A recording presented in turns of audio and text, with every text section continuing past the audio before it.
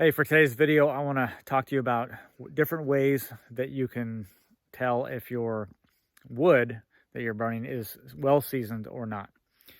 And this applies to anyone who's using wood for anything from a fireplace to a wood stove to a rocket stove to a masonry stove. Basically, anytime you're going to burn wood, you will benefit from burning very well seasoned wood. And that's what today's video is going to be about. Show you some different ways and kind of what we do to know whether or not this wood is ready to be used in our wood stoves. Okay, now we are from North Idaho, okay, which means we have certain types of trees in our forest. Okay, we are a conifer forest here as opposed to back on the East Coast, which there are many more hardwoods. There's a whole lot more softwoods out here. We have things like western larch, we have Douglas fir, grand fir, we have ponderosa pine, white pine, lodgepole pine. We do have some birch, some aspen, and cottonwoods and things like that. Okay, but generally speaking, we have much less dense firewoods here out west, and specifically here in North Idaho. We still have good wood that we can burn, but it's different. And you have to understand that. I've literally been on forums where people have told me that you can't burn pine in wood stoves. Okay. Now, of course, it's never a good idea to use superlatives. Of course you can. It may not be ideal, but you can do it. All right. And I'm a big proponent of using resources that are found within your region. And for us, our forests are made up of certain types of woods or trees, and that's what we should look to use. Of course, we want to use the better trees for that we can, but it is simply not true that you can't burn pine in your wood stoves. Yes, it is less dense wood. You need a whole lot more of it if you're going to, like, say, keep your home warm for the winter.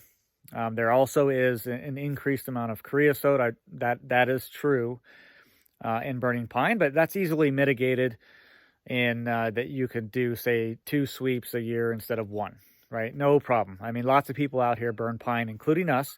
It is not the main wood that we burn, and we try to keep our pine component down, percentage wise. It still will end up making up 15 or 20% of the wood that we use here. Okay, but I just wanted to spell that right off the bat.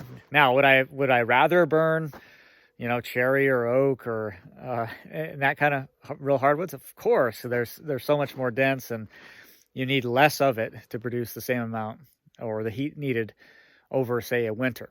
Okay, but we just don't have that. Now, we do have some good woods to burn.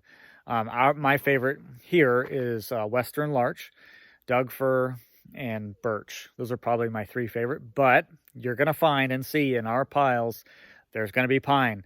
There's even going to be some cedar in there too.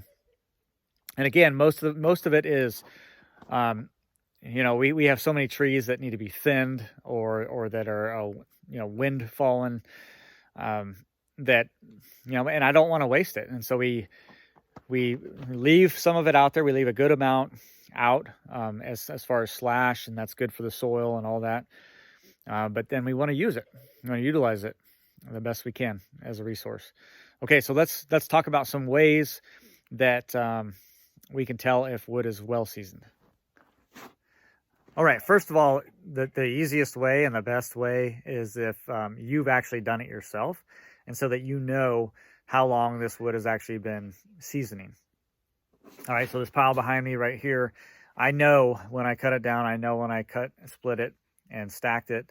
So I know exactly how long it's been seasoning. And with the type of woods that we have out here, in most cases, a year of seasoning is plenty sufficient. And the less dense the wood, this has just been my experience, the less dense the wood, like your pines, you can cut, split, and stack it. And in 6 months, some of those woods, they're ready. Okay.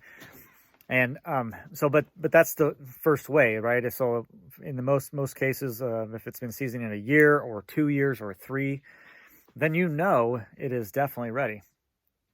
The second way, if for example you brought it, or you bought it, I should say, to you, and you want to know, well, okay, they told me it's been well seasoned, but how do I know? Okay, the next way, a surefire way, would be to use a moisture meter. Okay, a moisture meter, and which you can basically, it's almost like as simple to use as taking a surface temperature type thing, but you can use a moisture meter.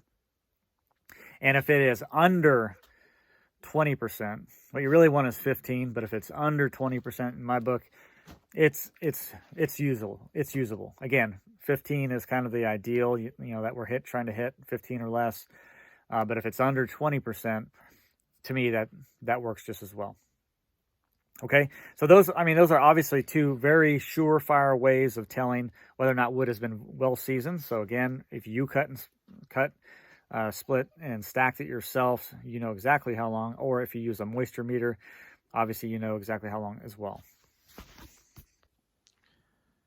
All right, some other indicators of whether or not wood is well seasoned is the weight, right? And now this is, again, you're understanding that you can compare apples to apples, right? So can you if you've cut a larch tree, we also call them tamarack out here. If you cut a tamarack or a larch tree, and you've got a piece of wood that is equivalent in size and diameter than another piece of larch, say one is freshly cut or just blew over from the wind, so you cut it up, and you've got another piece that's very well seasoned, you can start to get that idea by just handling them side by side. I mean, obviously there's a lot of moisture in wood, and once that moisture comes out and dries, it's going to be lighter. Okay, and it's pretty significant that what happens over time on the difference in weight.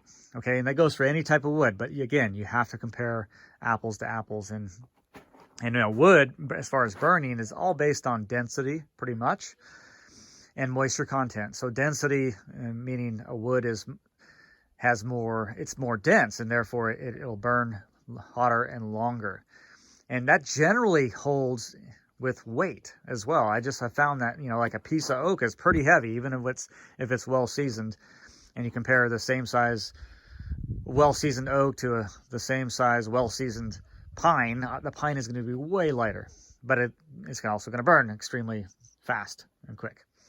Okay, so the other thing is that you'll start to see, and this may seem a little bit counterintuitive, you're going to start to see this type of aging. Okay, it looks aged. Now that doesn't mean that it is well seasoned or perfectly seasoned. Like here's another one. You can see kind of like fungus starting to come on the outside, but it is an indicator. And, it may not mean that it's well seasoned. It could have been just out, for the last 5 months, and it can start to look like that. But in general, that's an indicator that you're starting to get well seasoned. Now, this pile happens to be over a full season. Okay, over a full season. Some of it is 2 seasons. But I want to show you a couple of the different types of wood. We burn pretty much what we have, just like I said before. So you're going to find fir in here. You're going to find even some pine in here. You're going to find larch in here. I don't know that I have any birch specifically in here right now, but if we have birch, we burn that as well. And there probably is just a little bit of scattering of cedar as well.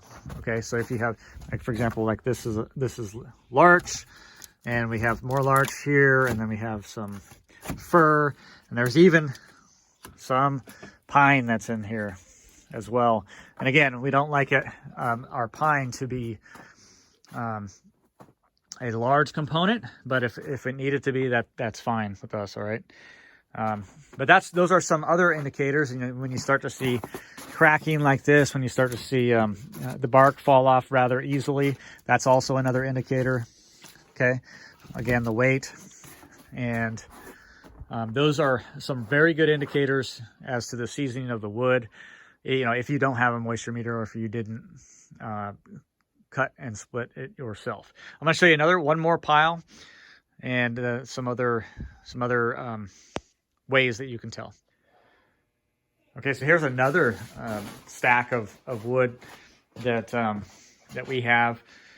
And what you can tell right away is that a lot of this has got, it looks, first of all, it looks really aged. You can see a lot of the, like, you know, fungus type stuff growing on the outside. It's splitting, the bark is falling off. Okay, there's a lot of indicators that this is old. And I know that because I cut this up.